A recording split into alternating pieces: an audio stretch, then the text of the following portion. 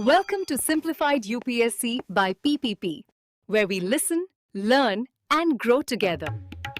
Detailed lecture notes in English and Hindi, plus practice questions for prelims and mains, only on our Telegram channel. Link in description. Like and subscribe for more. Simplified UPSC by PPP में आपका स्वागत है दोस्तों। वो platform जहां हम सब मिलकर सुनते हैं, सीखते हैं और यूपीएससी की राह पर आगे बढ़ते हैं। आज की इस खास चर्चा में हम करने वाले हैं एक गहन विश्लेषण, सीधे आपके सिलेबस से जुड़े एक बेहद जरूरी टॉपिक पर। बिल्कुल, हमारा काम है आपके लिए दिए गए सोर्स मटेरियल जैसे आर्टिकल्स, नोट्स, रिसर्च पेपर्स को खंगालना और उसमें से सबसे महत्वपूर्ण ज्ञान और इंसाइट्स निकालकर आपके सामने रखना। Think of it as your shortcut to being well informed. और आज का हमारा मिशन, जैसा कि आपने कहा, काफी फाउंडेशनल है, लेकिन यूपीएससी के लिहाज से देखें तो बहुत ही ज्यादा महत्वपूर्ण भी। हम गोता लगा रहे हैं पॉलिटिकल लाइफ से जुड़ी सोशियोलॉजिकल थियरीज में, खास तौर पर आपके सोशियोलॉजी ऑप्शनल पेपर 1 के चैप्टर 7 पॉलिटिक्स एंड सोसाइटी के कोर कॉन्सेप्ट्स पर। लक्ष्य क्या है? लक्ष्य है दोस्तों उन एनालिटिकल टूल्स को डेवलप करना जो क्रिटिकल थिंकिंग के लिए जरूरी हैं, खासकर यूपीएससी मेंस में हाई स्कोरिंग आंसर्स लिखने के लिए। देखिए, पॉलिटिकल साइंस अक्सर राज्य की प्रोसेसेस यानी सरकार के कैसे, हाउ पर फोकस करता है। कानून कैसे बनते हैं, चुनाव कैसे होते हैं वगैरह। लेकिन सोशियोलॉजी हमें सतह के नीचे देखने पर मजबूर करता है। ये पूछता है क्यों ये चीजें ऐसी ही क्यों हैं? एग्जैक्टली। सोशियोलॉजी हमें पावर मतलब शक्ति, अथॉरिटी यानी सत्ता, कॉन्फ्लिक्ट, संघर्ष, कंप्लायंस, अनुपालन जैसी बुनियादी चीजों का विश्लेषण करने को कहता है। ये वो कॉन्सेप्ट्स हैं जो गवर्नेंस, शासन का आधार है। हाँ, मतलब हम सिर्फ कॉन्स्टिट्यूशनल रूल से आगे बढ़कर उन गहरी सोशल स्ट्रक्चर्स को समझना चाहते हैं जो तय करती हैं कि कौन शासन करता है, कैसे करता है। और सबसे जरूरी, समाज इन व्यवस्थाओं का विरोध क्यों और कैसे करता है या उन्हें स्वीकार क्यों कर लेता है। और ये सोशियोलॉजिकल लेंस, ये समाजशास्त्रीय नजरिया एडवांस्ड एनालिसिस के लिए बहुत जरूरी है। Simplistic political arguments UPSC mains में काम नहीं करते। आपको ये पर्सपेक्टिव चाहिए ये समझने के लिए कि इंस्टीट्यूशंस क्यों रिजिड हो जाते हैं या फिर बड़े सोशल मूवमेंट्स क्यों और कैसे उभरते हैं। तो चलिए बिल्कुल जमीनी स्तर से शुरू करते हैं, पावर यानी शक्ति की अवधारणा से ही। सोशियोलॉजिस्ट पावर और अथॉरिटी के बीच एक बहुत ही महत्वपूर्ण अंतर बताते हैं। ये अंतर मॉडर्न स्टेट को समझने के लिए फंडामेंटल लगता है। इस फर्क को कैसे परिभाषित किया गया है सोर्सेज में? हाँ, यहां प्रिसीजन जरूरी है दोस्तों। देखिए, पावर फंडामेंटली अपना रास्ता बनाने की क्षमता है, अपने लक्ष्यों को प्राप्त करना, भले ही दूसरे उसका विरोध करें। इसे दूसरों की इच्छा के विरुद्ध अपनी इच्छा थोपना भी कह सकते हैं। और अक्सर ये जबरदस्ती मतलब कोअर्जन पर निर्भर करता है। शारीरिक बल या उसकी धमकी का इस्तेमाल करके लोगों को वो करने पर मजबूर करना जो वे शायद नहीं करना चाहते। ब्रूट फोर्स इसका एक उदाहरण हो सकता है। ठीक है, तो पावर मतलब अपनी मर्जी चलाना, चाहे जोर जबरदस्ती से ही क्यों ना हो। लेकिन अथॉरिटी वो अलग कैसे? अथॉरिटी वो पावर है जिसे लेजिटिमेट यानी वैध माना जाता है। यहाँ कुंजी है वैधता, लेजिटिमेसी। जब कोई राज्य अथॉरिटी का प्रयोग करता है तो लोग सिर्फ इसलिए नहीं मानते कि उन्हें मजबूर किया गया है, बल्कि इसलिए कि वे उस सिस्टम के आदेश देने के अधिकार को स्वीकार करते हैं, उसे सही मानते हैं। अच्छा, तो कुंजी है स्वीकृति, एक्सेप्टेंस। मतलब कच्ची शक्ति, रॉ पावर से सत्ता, अथॉरिटी तक का बदलाव सिर्फ फोर्स से हटकर स्वीकृत वैधता, एक्सेप्टेड लेजिटिमेसी की ओर जाना है। ये ट्रांजिशन बहुत महत्वपूर्ण है। बिल्कुल, और ये लेजिटिमेसी अक्सर कानूनों, लिखित नियमों, विनियमों से आती है।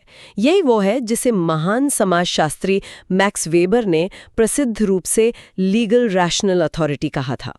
ये आधुनिक राज्यों और ब्यूरोक्रेसीज का आधार है। हाँ, तो जो मॉडर्न स्टेट्स और ब्यूरोक्रेसीज हैं वो आइडियली इसी एक्सेप्टेड लेजिटिमेसी पर टिकी होती हैं, जबकि जो अथॉरिटेरियन रिजीम्स हैं, हाँ, वो जबरदस्ती पर ज्यादा निर्भर करते हैं। ये फर्क हमें तुरंत बताता है कि कोई पॉलिटिकल सिस्टम शासितों की सहमति, कंसेंट ऑफ द गवर्न्ड पर चल रहा है या सिर्फ बल पर। #sociological views on power इस्तेमाल कर सकते हैं इसे याद रखने के लिए। लेकिन पावर की प्रकृति भी सीधी नहीं है। समाजशास्त्रियों में इस बात पर भी काफी असहमति है कि पावर काम कैसे करती है। क्या ये एक सीमित संसाधन है जिसके लिए सब लड़ रहे हैं या कुछ और? बिल्कुल, यहाँ 3 मुख्य पैराडाइम्स या दृष्टिकोण उभर कर आते हैं और वे काफी अलग हैं। पहला वेबेरियन व्यू है। वेबर शक्ति को अक्सर जीरो सम मानते थे, खासकर जब वो संसाधनों या स्टेटस पर संघर्ष की बात करते थे। जीरो सम मतलब अगर एक ग्रुप पावर हासिल करता है तो दूसरा ग्रुप उसे खो देता है। जैसे पावर की एक फिक्स्ड पाए है और अगर मेरा टुकड़ा बड़ा होता है तो आपका छोटा हो जाएगा। हाँ, यही मतलब है। ये काफी सहज भी लगता है, खासकर कॉम्पिटिटिव सिचुएशंस में। लेकिन फिर आते हैं टैलकॉट पार्सन्स, एक प्रमुख फंक्शनलिस्ट विचारक। उनका नजरिया बिल्कुल अलग था, है ना? हाँ, फंक्शनलिस्ट दृष्टिकोण शक्ति को वेरिएबल सम के रूप में देखता है। ये एक निश्चित पाई नहीं है। शक्ति एक ऐसा संसाधन है जो सिस्टम की जरूरतों के आधार पर बढ़ घट सकता है। पार्सन्स ने अपने प्रसिद्ध एजाइल फ्रेमवर्क में पॉलिटिकल सब सिस्टम का कार्य गोल अटेनमेंट बताया। गोल अटेनमेंट यानी शक्ति समाज को उसके लक्ष्यों को प्राप्त करने में मदद करती है। तो ये डोमिनेंस के बारे में कम और कलेक्टिव गोल्स के लिए रिसोर्सेज जुटाने की क्षमता के बारे में ज्यादा है। प्रिसाइसली। इस नजरिए से शक्ति आम भलाई के लिए संसाधन जुटाने की सामूहिक क्षमता है। बेहतर संगठन इज इक्वल टू ज्यादा सामूहिक शक्ति। सिस्टम में पावर की कुल मात्रा बढ़ सकती है अगर वो ज्यादा एफिशिएंटली ऑर्गेनाइज हो जाए। जीरो सम मतलब संसाधनों पर लड़ाई और वेरिएबल सम मतलब संसाधनों का सामूहिक संगठन। ये अंतर बहुत महत्वपूर्ण है दोस्तों। बिल्कुल। और फिर तीसरा दृष्टिकोण जो इन दोनों से बिल्कुल अलग है, कॉन्फ्लिक्ट व्यू, जो मार्क्स से जुड़ा। हाँ, मार्क्सिस्ट के लिए शक्ति मूल रूप से जबरदस्ती कोवर्जन है और ये पूरी तरह से इकोनॉमिक इंफ्रास्ट्रक्चर यानी आर्थिक आधार में निहित है। असली शक्ति उसके पास है जो मीन्स ऑफ प्रोडक्शन उत्पादन के साधनों को कंट्रोल करता है। तो फिर पॉलिटिकल इंस्टीट्यूशंस, स्टेट, लॉज, ये सब क्या हैं? मार्क्सिस्ट के अनुसार ये सब सुपरस्ट्रक्चर अधिरचना का हिस्सा है जो मुख्य रूप से डोमिनेंट इकोनॉमिक क्लास जैसे पूंजीपति वर्ग या बूर्जवाजी की शक्ति को मजबूत करने और बनाए रखने के लिए मौजूद है। शक्ति का प्रयोग एक्सप्लॉयटेशन के माध्यम से होता है और पॉलिटिकल सिस्टम का मुख्य काम उस इकोनॉमिक डोमिनेंस की रक्षा करना है। ये एक ज्यादा निराशावादी आलोचनात्मक दृष्टिकोण है। #elite and pluralist perspectives पर सोच सकते हैं। ठीक है, तो पावर की परिभाषाएं इतनी अलग हैं। अब अगला बड़ा सवाल जो यूपीएससी एस्पायरेंट्स के लिए बहुत जरूरी है, वास्तव में शक्ति किसके पास है, खासकर मॉडर्न सोसाइटीज में? क्या ये कुछ चुनिंदा लोगों के हाथ में केंद्रित है जैसा एलीट थ्योरीज कहती हैं, या ये फैली हुई डिस्पर्स्ड है जैसा प्लूरलिस्ट व्यू कहता है? और को चैलेंज करती हैं कि शक्ति व्यापक रूप से साझा की जाती है। क्लासिकल थियोरिस्ट जैसे विल्फ्रेडो परेटो और गाइटानो मॉस्का का तर्क था कि अल्पसंख्यक एलीट का शासन अनिवार्य है, चाहे कागज पर सिस्टम कैसा भी दिखे। परेटो का वो सर्कुलेशन ऑफ एलीट्स का आइडिया काफी दिलचस्प है, लायंस और फॉक्सेस वाला। ये क्या था? परेटो ने एलीट्स को उनके शासन करने के तरीके के आधार पर बांटा। लायंस मतलब शेर, वो बल, स्थिरता, परंपरा और दृढ़ विश्वास के जरिए शासन करते हैं। वे कठोर हो सकते हैं। फॉक्सेस, लोमड़ी, वो चालाकी, हेर-फेर, कूटनीति और आम सहमति बनाने में माहिर होते हैं। वे ज्यादा फ्लेक्सिबल होते हैं। तो परेटो का मानना था कि इतिहास में ये एलीट सर्कुलेट करते रहते हैं, लायंस की जगह फॉक्सेस लेते हैं और फिर फॉक्सेस की जगह लायंस। हाँ, उनका मानना था कि ये सर्कुलेशन समाज को पूरी तरह स्थिर या ठहराव का शिकार होने से रोकता है। मॉस्का का भी यही मानना था कि शासक अल्पसंख्यक हमेशा बड़े असंगठित बहुमत से बेहतर संगठित होता है और इसी वजह से शासन करता है। ये तो हुए क्लासिकल विचार, लेकिन 20वीं सदी में सी राइट मिल्स ने इस आइडिया को और मजबूती से सामने रखा, खासकर अमेरिकन सोसाइटी के संदर्भ में। उनका पावर एलीट का कॉन्सेप्ट क्या है? मिल्स ने तर्क दिया कि आधुनिक औद्योगिक समाजों में शक्ति फैली हुई नहीं बल्कि केंद्रित, कॉन्सेंट्रेटेड है। ये शक्ति एक इंटरकनेक्टेड रूलिंग क्लास के हाथों में है जो 3 प्रमुख इंस्टीट्यूशनल एरियाज के शीर्ष पदों से आते हैं: मिलिट्री लीडरशिप, पॉलिटिकल लीडरशिप यानी फेडरल गवर्नमेंट और मेजर कॉर्पोरेशंस। यानी शक्ति का एक त्रिकोण, ट्रायंगल ऑफ पावर। मिल्स का कहना था कि इन एलीट्स की बैकग्राउंड अक्सर समान होती है, वे एक जैसे स्कूलों, क्लबों से जुड़े होते हैं। हाँ, और उनके बीच गहरे व्यक्तिगत और व्यावसायिक रिश्ते होते हैं और इसी वजह से वे औपचारिक लोकतंत्री प्रक्रियाओं के बाहर लगभग अदृश्य रूप से बड़े निर्णयों पर समन्वय कर सकते हैं। ये लोकतंत्र के आदर्श के बिल्कुल विपरीत तस्वीर पेश करता है। और लोकतंत्र का वो आदर्श शायद प्लूरलिस्ट थीसिस द्वारा सबसे बेहतर तरीके से व्यक्त किया गया है, जिसके प्रमुख प्रस्तावक रॉबर्ट डाल जैसे विचारक हैं। प्लूरलिज्म क्या कहता है? प्लूरलिज्म कहता है कि आधुनिक प्रतिनिधि लोकतंत्रों में शक्ति मौलिक रूप से फैली हुई, डिस्पर्स्ड है, किसी एक एलीट ग्रुप में केंद्रित नहीं। ये शक्ति कई प्रतिस्पर्धी हित समूहों, कंपीटिंग इंटरेस्ट ग्रुप्स जैसे unions, business lobbies, environmental groups, civil rights organisations के बीच बिखरी हुई है। तो ये समूह लगातार प्रभाव के लिए compete करते रहते हैं, गठबंधन बनाते हैं, सरकार पर लॉबिंग करते हैं। बिल्कुल। प्लूरलिज्म के अनुसार कोई एक समूह हमेशा सभी मुद्दों पर हावी नहीं हो सकता। इस मॉडल में राज्य, स्टेट, एक अंपायर या रेफरी की तरह काम करता है जो इन विभिन्न हितों के बीच प्रतिस्पर्धा का प्रबंधन करता है। लेकिन क्या ये प्लूरलिस्ट नजरिया थोड़ा भोला, नाइव नहीं लगता? क्या ये इकोनॉमिक इनइक्वालिटी के प्रभाव को नजरअंदाज करता है? अगर कॉर्पोरेट लॉबी के पास ज्यादा पैसा, मीडिया पर ज्यादा नियंत्रण और बेहतर संगठन है, तो क्या मुकाबला वास्तव में बराबरी का है? हाँ, बिल्कुल। क्या ये हमें वापस मिल्स या मार्क्स की तरफ नहीं ले जाता? ये प्लूरलिज्म की एक बहुत बड़ी और महत्वपूर्ण आलोचना है दोस्तों। आलोचकों का तर्क है कि भले ही फॉर्मल डेमोक्रेटिक प्रोसेसेस हों, प्लूरलिज्म उन भारी स्ट्रक्चरल इनइक्वालिटीज का हिसाब रखने में विफल रहता है।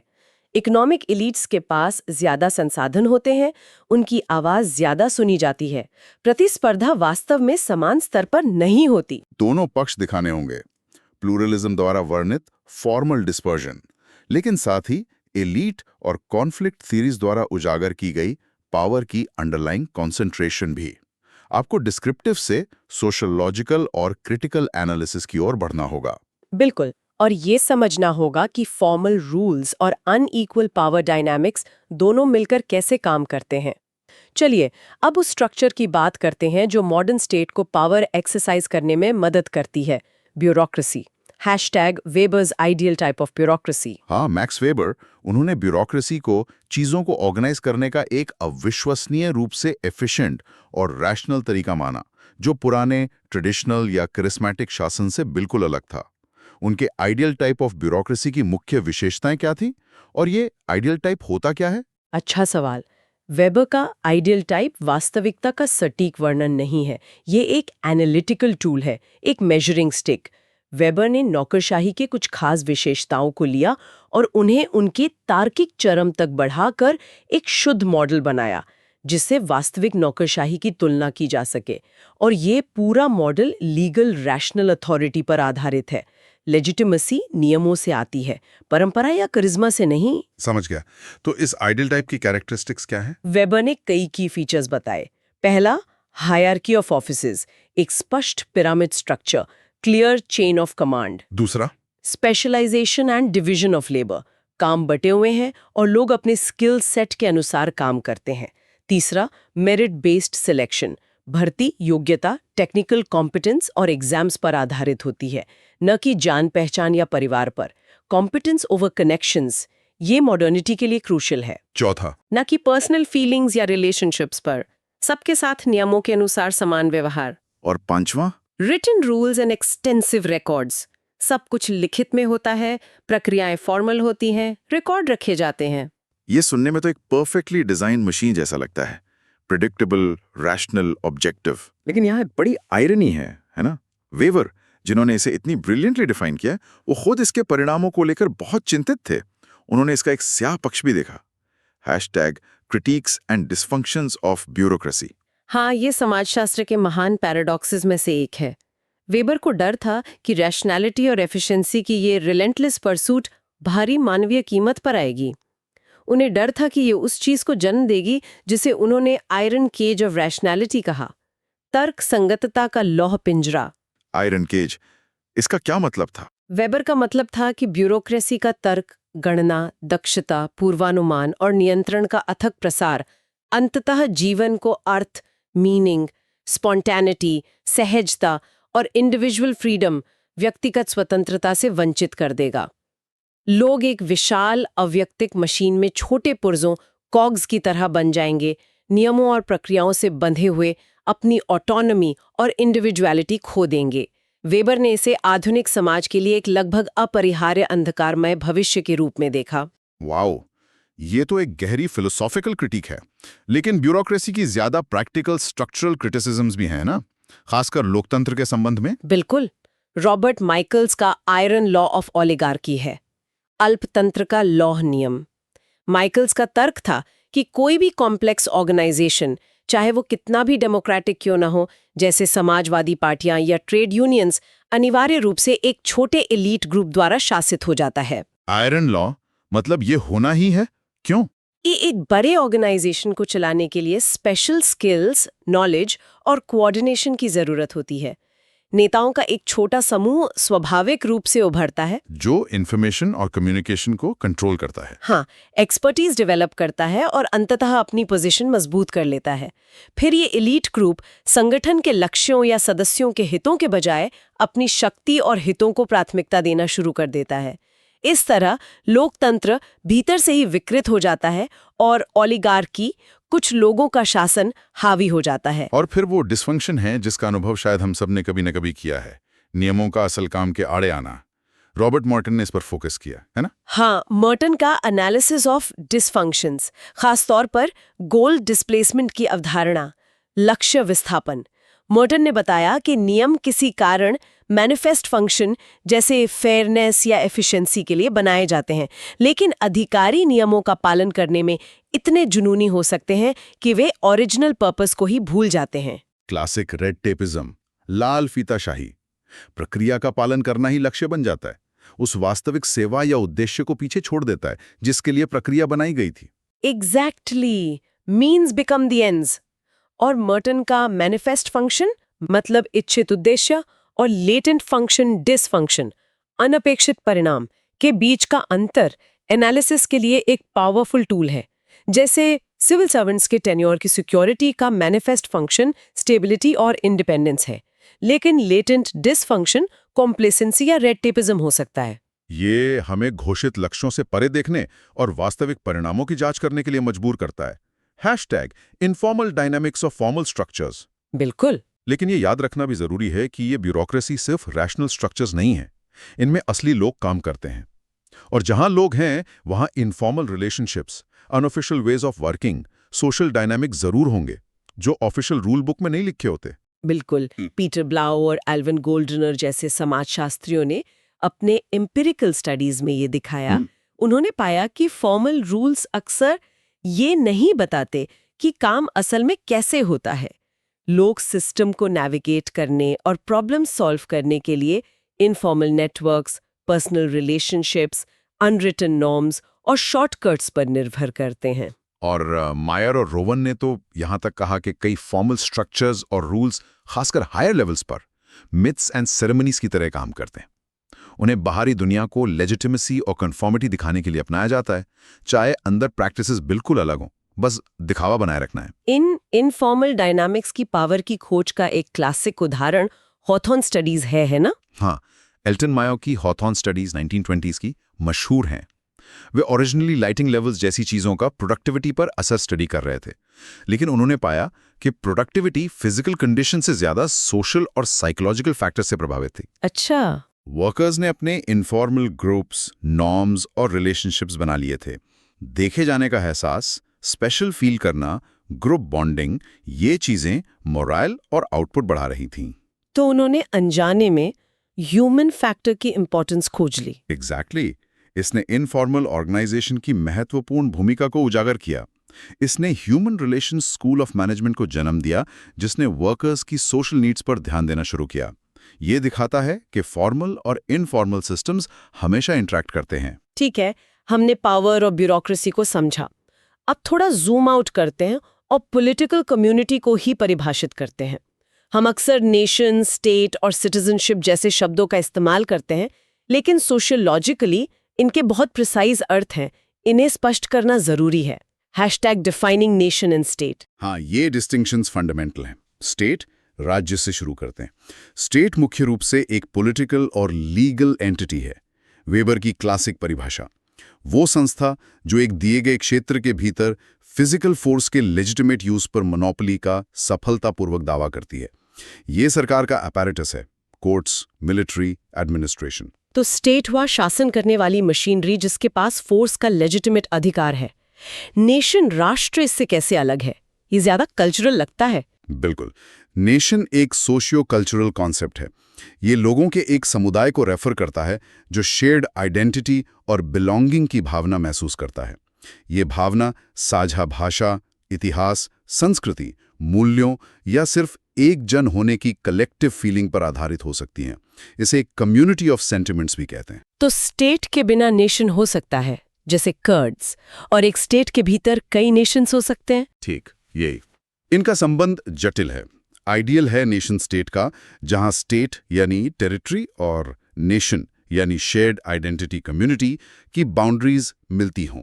लेकिन ग्लोबलाइजेशन, माइग्रेशन और डाइवर्स पॉपुलेशंस के दौर में ये अक्सर एक एस्पिरेशन ही रहता है। #Citizenship and marshals rights.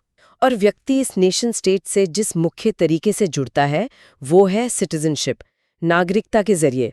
ये सिर्फ पासपोर्ट होने से ज्यादा है ना? ये राइट्स और ड्यूटीज का एक बंडल है। सही कहा। सिटीजनशिप एक पॉलिटिकल कम्युनिटी में मेंबरशिप को डिफाइन करती है। इसका सबसे influential sociological analysis T H. Marshall का है। उन्होंने इंग्लैंड में इसके हिस्टोरिकल एवोल्यूशन को देखते हुए तर्क दिया कि ये 3 सक्सेसिव स्टेजेस में डेवलप हुई। हर स्टेज की अपनी सेट ऑफ राइट्स हैं। ठीक है, मार्शल के 3 स्टेजेस क्या हैं? पहला, सिविल राइट्स, नागरिक अधिकार, जो 17वीं 18वीं सदी में उभरे हैं। ये इंडिविजुअल फ्रीडम के लिए जरूरी अधिकार हैं। व्यक्ति की स्वतंत्रता, भाषण, विचार, विश्वास की स्वतंत्रता, संपत्ति का अधिकार, कॉन्ट्रैक्ट करने का अधिकार, न्याय का अधिकार, मतलब कोर्ट्स तक पहुंच। ये फ्री मार्केट इकोनॉमी और इंडिविजुअल ऑटोनॉमी का आधार हैं। दूसरा, पॉलिटिकल राइट्स, राजनीतिक अधिकार, जो 19वीं सदी में सफ्रेज, मताधिकार के विस्तार के साथ विकसित हुए। ये पॉलिटिकल पावर के एक्सरसाइज में पार्टिसिपेट करने का अधिकार है। वोट देने का अधिकार, चुनाव लड़ने का अधिकार। ये डेमोक्रेटिक पार्टिसिपेशन को डिफाइन करते हैं। और तीसरा, जो 20वीं सदी में आया, सोशल राइट्स, सामाजिक अधिकार। ये एक ब्रॉड कैटेगरी है। इकोनॉमिक वेलफेयर और सिक्योरिटी के बेसिक स्टैंडर्ड के अधिकार से लेकर सोसाइटल हेरिटेज में पूरी तरह हिस्सा लेने और एक सिविलाइज्ड बीइंग का जीवन जीने का अधिकार, जैसे education, health care, social security. Marshall का तर्क था कि ये सोशल राइट्स ही सिविल और पॉलिटिकल राइट्स को सबके लिए मीनिंगफुल बनाते हैं। ये बहुत महत्वपूर्ण बात है। सोशल राइट्स के बिना क्या लोग वास्तव में अपने बाकी अधिकारों का प्रभावी ढंग से इस्तेमाल कर सकते हैं? लेकिन भारत जैसे समाज में, जहां जाति जैसी गहरी असमानताएं हैं, इन अधिकारों की वास्तविकता क्या है? यहाँ यूनिवर्सलिज्म वर्सेस पर्टिकुलरिज्म का तनाव आता है ना? बिल्कुल। मार्शल का मॉडल यूनिवर्सलिज्म पर आधारित है। अधिकार सभी नागरिकों पर समान रूप से लागू होते हैं। लेकिन कई समाजों में पर्टिकुलरिस्टिक लॉयल्टीज, जैसे जाति, धर्म, लिंग पर आधारित वफादारी बहुत मजबूत होती हैं।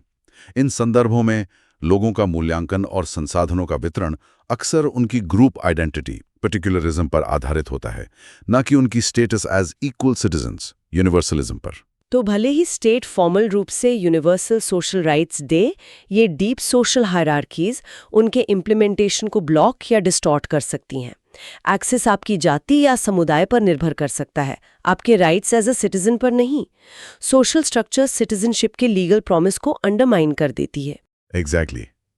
सच्ची सोशल सिटीजनशिप हासिल करने के लिए सिर्फ लॉज नहीं, बल्कि अंडरलाइंग सोशल इनइक्वालिटीज और डिस्क्रिमिनेटरी प्रैक्टिसेस से भी निपटना होगा। #democracy and its critiques। चलिए अब डेमोक्रेसी, लोकतंत्र की बात करते हैं। रूल बाय द पीपल, इसे सरकार का आदर्श रूप माना जाता है। लेकिन समाजशास्त्री इसकी कुछ चुनौतियों या आलोचनाओं की ओर भी इशारा करते हैं। हाँ, डेमोक्रेसी का मतलब है लोगों का शासन, आमतौर पर रिप्रेजेंटेटिव डेमोक्रेसी के रूप में, जहां नागरिक प्रतिनिधियों को चुनते हैं। लेकिन समाजशास्त्री पूछते हैं कि ये वास्तव में लोगों का शासन कितना है? पहली बड़ी चुनौती तो एलीट रूल की परसिस्टेंस है, जिसकी हमने पहले बात की, मिशेल्स। हाँ, क्या ये असली लोकतंत्र है या एलीट डोमिनेंस पर एक पर्दा? बिल्कुल। और दूसरी बड़ी आलोचना माइनॉरिटी से जुड़ी है, टिरनी ऑफ द मेजॉरिटी, बहुमत का अत्याचार। बिल्कुल। मेजॉरिटी रूल पर आधारित सिस्टम में ये खतरा हमेशा रहता है कि माइनॉरिटी ग्रुप्स के इंटरेस्ट्स, वैल्यूज और राइट्स को डोमिनेंट मेजॉरिटी द्वारा अनदेखा या कुचला जा सकता है। बहुमत शासन और अल्पसंख्यक अधिकारों के बीच संतुलन बनाना डेमोक्रेटिक सोसाइटीज के लिए एक पेरिनियल चैलेंज है। ठीक है, हमने स्टेट, उसके स्ट्रक्चर्स, आइडियल्स और चैलेंजेस देखे। अब देखते हैं कि सोसाइटी कैसे रिस्पॉन्ड करती है, कैसे कलेक्टिव एक्शन लेती है। यहाँ सिविल सोसाइटी और सोशल मूवमेंट्स जैसे कॉन्सेप्ट्स आते हैं। सिविल सोसाइटी, नागरिक समाज क्या है? ये सोशल लाइफ का वो स्फीयर है जो फैमिली यानी प्राइवेट स्फीयर, मार्केट यानी इकोनॉमिक स्फीयर और स्टेट यानी गवर्नमेंट स्फीयर के बीच मौजूद है। इसमें voluntary associations, NGOs, community groups, religious organisations, trade unions, independent media आदि शामिल हैं। डेमोक्रेटिक कॉन्टेक्स्ट में इसकी क्या भूमिका है? ये नागरिकों को राज्य से स्वतंत्र होकर ऑर्गेनाइज होने, अपने इंटरेस्ट्स एक्सप्रेस करने, पब्लिक इश्यूज पर डिबेट करने और स्टेट को अकाउंटेबल ठहराने के लिए एक स्पेस प्रदान करता है। ये स्टेट पावर के प्रति एक काउंटरवेट हो सकता है और डेमोक्रेटिक वैल्यूज जैसे टॉलरेंस, कोऑपरेशन को बढ़ावा दे सकता है। और इन कलेक्टिव एक्शंस को गाइड क्या करता है? आइडियोलॉजी, विचारधारा। हाँ, आइडियोलॉजी विश्वासों, मूल्यों का वो फ्रेमवर्क है जो कलेक्टिव एक्शन को इंस्पायर और गाइड करता है।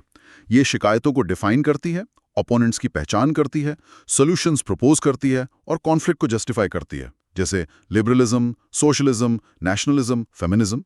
लेकिन मार्क्सिस्ट व्यू ऑफ आइडियोलॉजी ज्यादा क्रिटिकल है ना? हाँ, मार्क्सिस्ट डोमिनेंट क्लास आइडियोलॉजी पर जोर देते हैं। रूलिंग क्लास द्वारा फैलाए गए आइडियाज जो मौजूदा सोशल ऑर्डर और उनके डोमिनेंस को जस्टिफाई करते हैं और असमानताओं को नेचुरल दिखाते हैं। लुइस अल्थुसर ने आइडियोलॉजिकल स्टेट अपैरेटसेस (ISAs) की बात की। फैमिली, एजुकेशन, रिलीजन, मीडिया जैसे इंस्टीट्यूशंस जो बल, रिप्रेसिव स्टेट अपैरेटसेस जैसे पुलिस, आर्मी के बजाय आइडियोलॉजी के जरिए ज्यादा सटली लोगों की सोच को शेप करके स्टेटस को बनाए रखते हैं। #Firms and Theories of Social Movements। ये कलेक्टिव एक्शंस अलग-अलग फॉर्म्स ले सकते हैं। Protest, agitation, social movement. हाँ, एक स्पेक्ट्रम है। प्रोटेस्ट अक्सर शॉर्ट टर्म स्पेसिफिक होता है, एजिटेशन ज्यादा सस्टेन्ड, ऑर्गेनाइज्ड होता है, सोशल मूवमेंट सबसे बड़े, निरंतर, संगठित और अक्सर फंडामेंटल सोशो पॉलिटिकल चेंज के लक्ष्य वाले होते हैं। सोशल मूवमेंट्स क्यों उभरते हैं? इसके पीछे क्या थियरीज हैं? कई थियरीज हैं दोस्तों। पहला, रिलेटिव डेप्रिवेशन थ्योरी। आंदोलन एब्सोल्यूट पॉवर्टी से नहीं बल्कि परसीव्ड गैप से उपजते हैं। लोग क्या फील करते हैं कि वे डिजर्व करते हैं वर्स वे वास्तव में क्या पाते हैं, अन्याय की भावना। दूसरा, स्ट्रक्चरल स्ट्रेन थ्योरी, स्मेल्सर का, ये फंक्शनलिस्ट है। आंदोलन तब बढ़ते हैं जब सोसाइटी में अंडरलाइंग स्ट्रेन्स हों, जैसे इकोनॉमिक डिसरप्शन, पॉलिटिकल क्राइसिस, ये तनाव पैदा करते हैं। अगर एक जनरलाइज्ड बिलीफ उभरता है जो सोर्स और सॉल्यूशन बताता है और मोबिलाइजेशन होता है, तो कलेक्टिव बिहेवियर जैसे मूवमेंट हो सकता है। और तीसरा, resource mobilisation theory, RMT, Charles Tilly का, ये ज्यादा प्रैक्टिकल है। शिकायतें तो हमेशा रहती हैं, आंदोलन की सफलता उसकी रिसोर्सेज जुटाने की क्षमता पर निर्भर करती हैं। Money, members, leadership, networks, media access वगैरह। फोकस साइकोलॉजिकल डिस्कंटेंट से हटकर ऑर्गेनाइजेशनल कैपेसिटी पर है। और आंदोलनों का एक लाइफ साइकिल भी होता है। हाँ, अक्सर इमर्जेंस मतलब असंतोष, कोअलेसेंस मतलब संगठन रणनीति, ब्यूरोक्रेटाइजेशन मतलब फॉर्मल स्ट्रक्चर, डिक्लाइन मतलब लक्ष्य प्राप्ति, दमन या संसाधनों की कमी। ये एक यूजफुल मॉडल है। #Old versus new social movements. एक और महत्वपूर्ण डिस्टिंक्शन है old versus new social movements, NSMs। इनमें क्या फर्क है? ओल्ड सोशल मूवमेंट्स जो औद्योगिक युग के थे, उनका focus economic issues, class struggle, distribution of wealth पर था, जैसे लेबर मूवमेंट्स, पेजेंट मूवमेंट्स। मुख्य कंस्टिट्यूएंसी वर्किंग क्लास या पेजेंट्स थे। और न्यू सोशल मूवमेंट्स, NSMs, जो 1960s के बाद उभरे, इनका फोकस इकोनॉमिक या क्लास इश्यूज से हटकर quality of life, identity, culture, values पर चला गया, जैसे environmental, peace, women's, LGBTQ+, anti globalisation movements. हाँ, लक्ष्य अक्सर recognition, autonomy, lifestyle choices, ethical concerns होते हैं, ना कि सिर्फ इकोनॉमिक रीडिस्ट्रीब्यूशन। कॉन्स्टिट्यूएंसी अक्सर एजुकेटेड मिडिल क्लास स्टूडेंट्स होते हैं। तरीके भी अलग होते हैं। कल्चरल नॉर्म्स को चैलेंज करना, मीडिया का स्ट्रेटेजिक यूज, डिसेंट्रलाइज्ड नेटवर्क्स, ये आज की पॉलिटिक्स को समझने के लिए क्रूशल है। चलिए अब देखते हैं कि इन कंसेप्ट्स को UPSC मेंस के लिए कैसे इस्तेमाल करना है, कुछ PYQs के एनालिसिस के जरिए। पहला PYQ CSE 2023 का, समाजशास्त्र और राजनीति विज्ञान के बीच संबंधों पर चर्चा करें। Discuss the relationship between sociology and political science. यहां डिस्कस का मतलब है कन्वर्जेंस और डाइवर्जेंस दोनों बताने हैं। बिल्कुल। कन्वर्जेंस के लिए मार्क्स का economic base and political superstructure link, bureaucracy पर वेबर, मिचेल्स, एलीट थियरीज जैसे Pareto, Mosca, Mills, voting behaviour, social movements और हाँ, इंडियन कॉन्टेक्स्ट में एम.एन. श्रीनिवास का वोट बैंक कॉन्सेप्ट भी। और डाइवर्जेंस? डिवर्जेंस के लिए स्कोप का फर्क, पॉलसाई फॉर्मल स्टेट पर, सोशो ब्रॉडर सोशल स्ट्रक्चर पर। फोकस का फर्क, पॉलसाई हाउ पर, सोशो वाई पर। अप्रोच का फर्क, पॉलसाई अक्सर नॉर्मेटिव, सोशो अक्सर एनालिटिकल। कंक्लूजन में बताएं कि वे कॉम्प्लीमेंट्री है, सोशियोलॉजी पॉलिटिकल एनालिसिस और पॉलिसी के लिए डेटा और अंडरस्टैंडिंग देती है। ठीक है। दूसरा, PYQ CSE 2021 वर्तमान वैश्विक परिदृश्य को समझने में निर्भरता सिद्धांतों का समालोचनात्मक परीक्षण करें। Critically examine dependency theories. यहाँ क्रिटिकली एग्जामिन का मतलब है आर्ग्यूमेंट्स फॉर एंड अगेंस्ट दोनों बताने हैं। हाँ, पहले एक थ्योरी एक्सप्लेन करें। नियो मार्क्सिस्ट है, गुंडर फ्रैंक जैसे विचारक, ग्लोबल इनइक्वालिटी की क्रिटिक, पेरिफेरी का अंडर डेवलपमेंट कोर के एक्सप्लॉयटेशन का नतीजा है, कॉलोनियलिज्म नियो कॉलोनियलिज्म में रूटेड है। और आलोचनाएं, क्रिटिक्स। क्रिटिक्स, पहला इकोनॉमिक डिटर्मिनिज्म मतलब सिर्फ बाहरी दोष, इंटरनल फैक्टर्स जैसे भ्रष्टाचार इंस्टीट्यूशंस को इग्नोर करता है। यहाँ मॉडल के सॉफ्ट स्टेट से लिंक कर सकते हैं। दूसरा, एम्पिरिकल चैलेंजेस जैसे east Asian tigers, China, India की सक्सेस ये प्रिडिक्शन को चैलेंज करती हैं कि सिस्टम के भीतर डेवलपमेंट इम्पॉसिबल है। कंक्लूजन, इनइक्वालिटी उजागर करने में पावरफुल है पर सिंपलिस्टिक और डिटर्मिनिस्टिक है। यूजफुल है लेकिन कंप्लीट एक्सप्लेनेशन नहीं। बैलेंस्ड असेसमेंट चाहिए। तो मेंस के लिए टेक अवे ये है कि पॉलिटिकल एनालिसिस के लिए सोशियोलॉजिकल टूलकिट कितना जरूरी है। फॉर्मल लॉस से परे जाकर underlying social structures, power distribution, inequalities और सोशल रिस्पॉन्सेज को एनालाइज करना होगा। यही आपके उत्तरों को एनालिटिकल और यूनिक बनाएगा। बिल्कुल। अब आपके लिए एक अंतिम विचार। दोस्तों, हमने वेबर के आयरन केज की बात की, हाइपर रैशनलाइज्ड सिस्टम्स का, मानवीय स्वतंत्रता को दबा देना। आज के बारे में सोचिए, गवर्नेंस तेजी से complex, data driven, AI power systems पर निर्भर हो रही है। ये एफिशिएंसी, ऑब्जेक्टिविटी का वादा करते हैं। लेकिन क्या ये हाइपर रैशनलाइजेशन पारंपरिक डेमोक्रेटिक चैनल्स जैसे वोटिंग, प्रोटेस्ट, ऑर्गेनाइजेशन के जरिए बदलाव लाने की हमारी क्षमता को कम कर रहा है?